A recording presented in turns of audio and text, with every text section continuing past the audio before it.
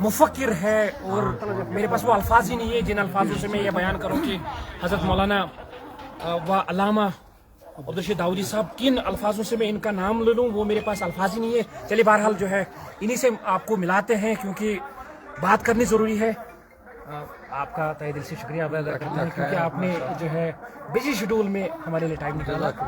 जनाब, बेरहमी जो है फैली जा रही है, ड्रग्स पे आप बहुत ज़्यादा बोल रहे हैं, क्या इकदाम लेने चाहिए? जो हमारे मीर भाई साहब भी हैं, जो जुमा के दिन सरमन अटेंड करते हैं या सरमन देते हैं, उनके लिए क्या मैसेज है? कैसे जवानों को रोका जाए? इस जो है यूँ कहा जाएगा कि ये एक बीमारी जैसी जो है फैल रही है हमारे समाज में। बिस्मिल्लाहिर्रहमानिर्रहीम, अस्सलाम वालेकुम रहमतुल्लाहि व बरकातुहू।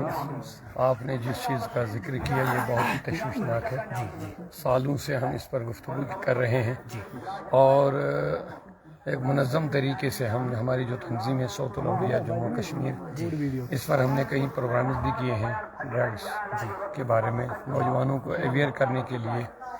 तो हमारी यही कोशिश है और यही गुजारिश भी है तमाम बिलखुसूस जो स्पीकर हजरात हैं जो जुमा के मौके पर आवाम से खिताब करते हैं, या बिलखुसूस जो मस्जिद के अइम्मा हजरात हैं, उनका ज़्यादा रोल रहेगा इसमें, क्योंकि वो 24 घंटे वहाँ मोहल्ले में रहते हैं और बस्ती में रहते हैं। अगर वो ज़्यादा कोशिश करेंगे, इनफरादी तौर पर घर घर जा कर के नौजवानों से मिलेंगे और देखेंगे कौन लोग इसमें मुब्तला है, उनके साथ ताल्लुक़ बढ़ाएं और उनको कन्विंस करें, उनको समझाएं, हो सकता है वो बाज आ जाए। तो एक बड़े पैमाने पर काम करने की बड़ी ज़रूरत है।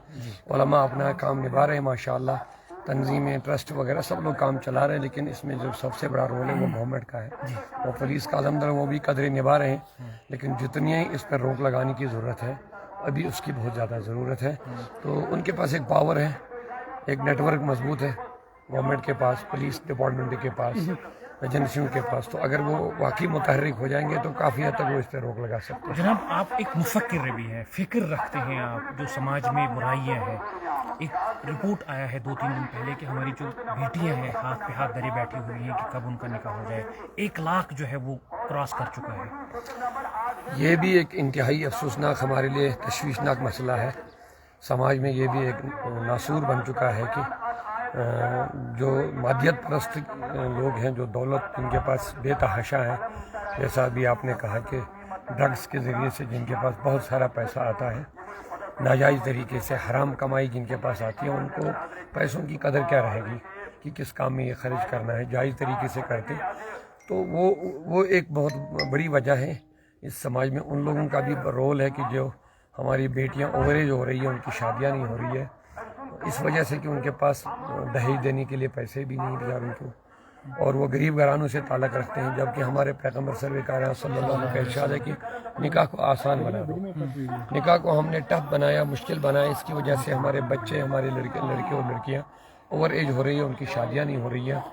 इसकी ख़ास वजह बस यही है, समाज में जो गरीब तबका हमारा है, चाहे बेटी वाले हो चाहे बेटे वाले हो, तो वो बेचारे समाज का जो वो इस मुतहम्मिल नहीं कि वो उठा नहीं पा रहे वो बोझ।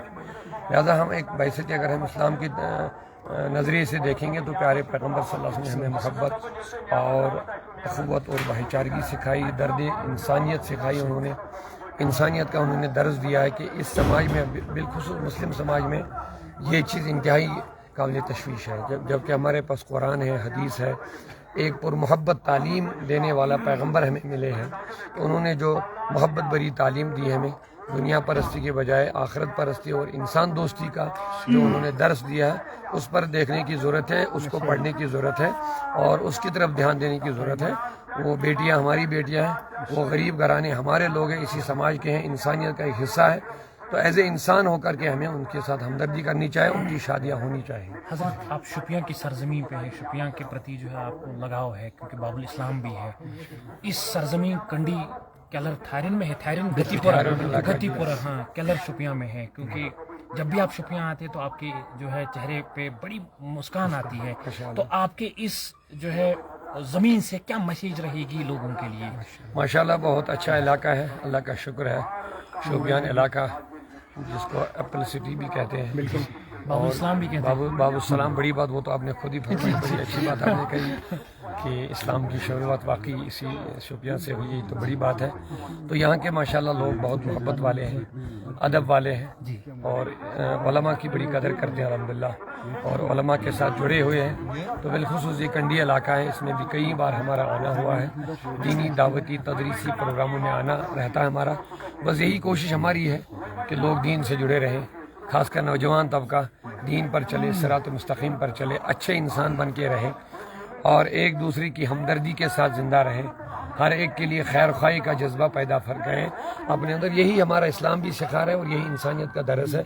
मेरी कोशिश है, अपने तमाम नौजवानों से गुजारिश कर रहा हूँ, इंसान होकर के रहिए, जानवरों से किसी ज़िंदगी मत गुजारिए। आप इंसान हैं, आपको अल्लाह ने अक्ल दी है, फ़हम दिया है, सोच दिया, इसका सही इस्तेमाल कर लीजिए और सही रास्ते पर चलिए। इत्मीनान वाली ज़िंदगी यहाँ भी मिलेगी और मरने के बाद भी इंशाअल्लाह। चलिए, ये थे मौलाना व अल्लामा हज़रत